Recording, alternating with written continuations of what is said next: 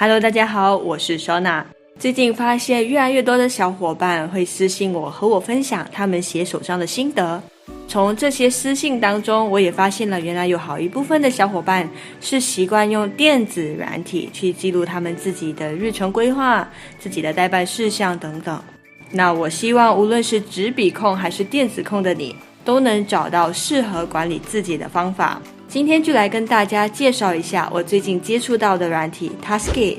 我们今天就试着用 Taskade 来做子弹笔记和管理工具吧。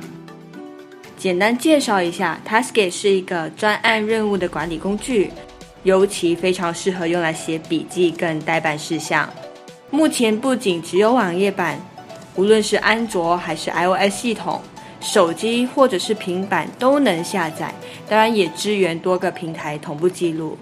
我知道有很多小伙伴会碍于一些电子软体没有中文版本就止步不前，那非常幸运的 Taskade 目前支援多个语言，其中就包括中文简体和繁体字，这样你就不用担心因为语言问题而错失了一些非常好的管理工具。如果你是第一次使用 Taskade， 你可以在 Google 搜索栏上搜索 Taskade 这个字，或者是直接打以下的这个网址，就会来到了这个官方页面。你可以大概看一看官网的介绍。我觉得 Taskade 有一个功能非常强大的是，它可以用不同的检视模式来管理，让你可以有一个更直观的方式查看你的思路也好，或者是更方便管理你的待办事项。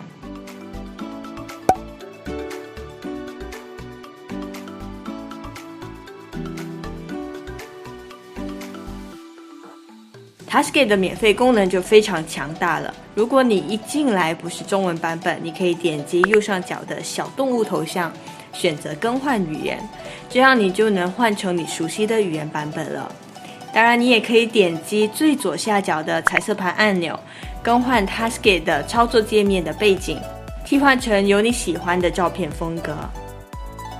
Taskade 的架构并不复杂，左边这里是我们会需要用到的菜单，那左边下方这里是我们的工作区。你要怎么样在 Taskade 建立你的第一个任务或者是待办事项呢？我们可以来到这个工作区的地方，点击这个加号，就会弹出一个小窗口，让你来建立一个新的工作区。我们来打一个工作区的名字好了。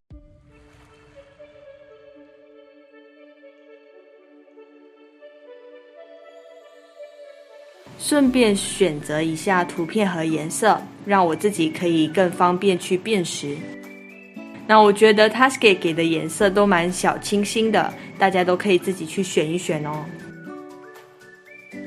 那你要如何开始建立第一个项目呢？你有两个方式。第一个是我们可以点击右上角这里的 New Project， 选择空白专案，或者是你可以选择系统原本就有的一些模板直接套用，像是每周计划应用、会议议程。在这里我要推荐大家点击这个更多，里面有大量非常佛心，早已经帮你安排跟设计好的各种模板，像是有团队管理呀、计划呀、思维导图啊、个人日常生活有关等等。那我们主要还是关注在子弹笔记嘛，这里你可以点击 Journaling，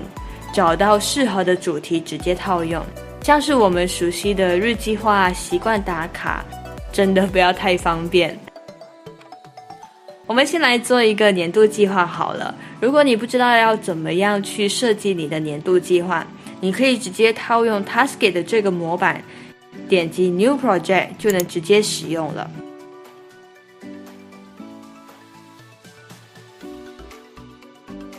这样你就能够在每一个月份底下去记录一些长期需要完成的工作，或者是某些项目好几个月后的截止日期。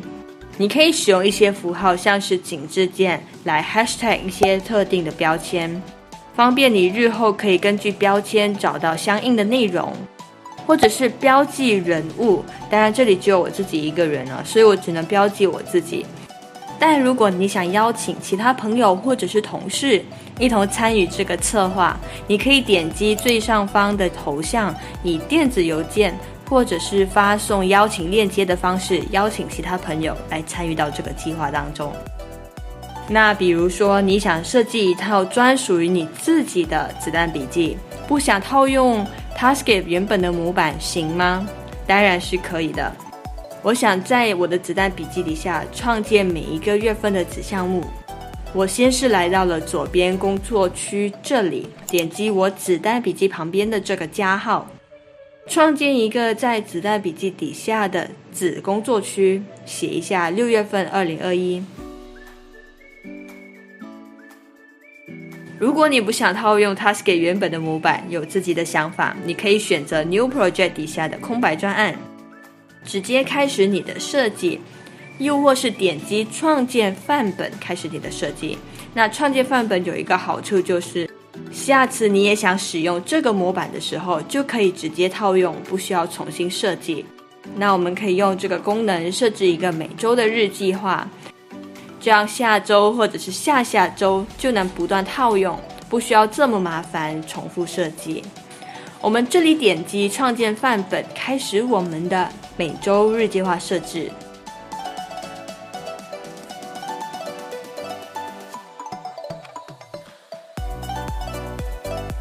Tasket 有一个非常方便的是，直接点击添加块就能够自由的选择列表、要点、数字还是段落。你也可以点选下方的 highlight 颜色，方便你区分不同的小标题。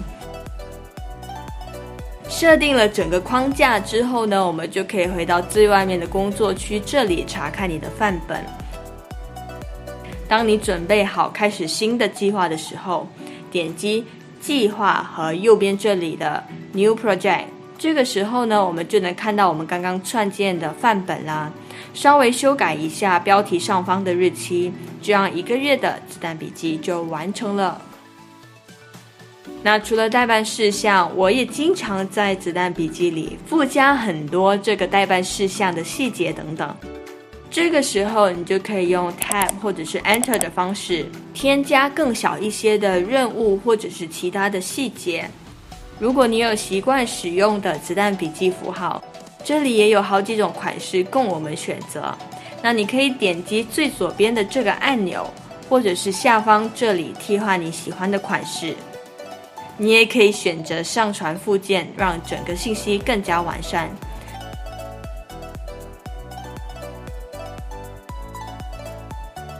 你甚至可以将滑鼠移到任务右侧的这3个点点，选择更多的功能。我自己觉得比较厉害的地方是右侧的这个加号，你可以为这个任务设置一个 deadline， 而你选择的日期呢，就会自动加载到 Tasket 的日历上。或者你也可以指定某一个人去留意或者是处理这件事情。如果细节太多，想暂时关闭的话呢，也可以选择最右边的这个三角形，把所有的东西都折叠起来，只留下一个最主要的内容。此外，我觉得有被细节到的地方，就是这个任务页的大标题下方，它有一个小小的进度条，会根据你这一页的打勾完成度，自动帮你算好那个进度。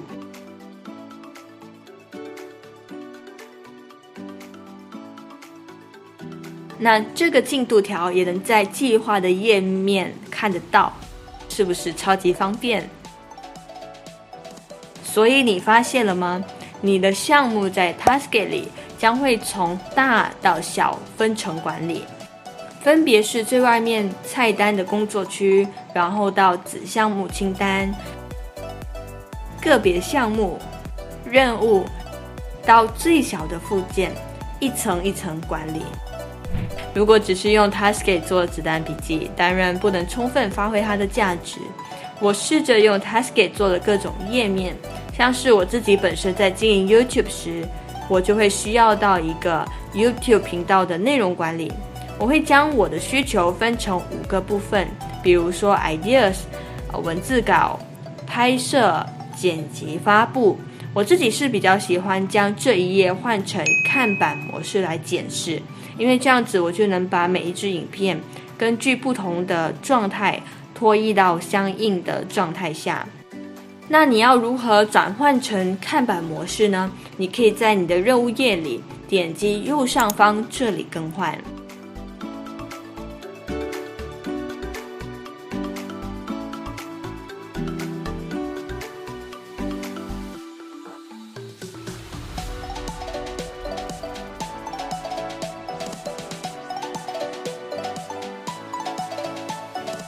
再来就是比如说我需要策划一个活动时，我会用5个 W 1个 hash 的提问方式，全方位考量我要策划的活动。那这个时候我就会使用到 Mind Map 心智图的模式，帮助我更直观地看到问题和对应方式，更了解全局的现状。所以你可以根据你不同的内容选择更合适的检视模式。那不得不说 Taskgate 的自动化工作流程是相当厉害的。如果你有一些任务呢是需要跟其他人一起协作，经常需要一起讨论来提高生产力， Taskgate 有内建一个免费轻巧的即时视讯功能，这样团队里面的成员就能够直接开视讯讨论，那沟通起来就会更加便捷。不过如果你想要分享某一个任务或某个工作区，让同一个团队里面的人员可以相互修改，相互使用某几个任务的页面，那我会建议你将这些内容先转移到另一个子工作区，再邀请其他人加入，这样就能分享你想让人看到的内容，而那些想要隐私起来的内容就不会被人家看到。无论你今天是想要用来关注日常的目标、管理项目或者是活动策划， Taskgate 是一个不错的选择。它能有效地管理任务、笔记、记录想法，甚至是邀请其他人共同协作。你可以把它想象成 Asana、Trello、Google Docs 的结合体。因为疫情的关系，加速了我们在家办公或者是在家上课的趋势。希望你在这个快速转换的未来之中，可以找到一个更聪明的工作模式。今天的内容就到这里，希望我的思路对你在写子弹笔记有所帮助。感谢你看到这里，我们下一期再见。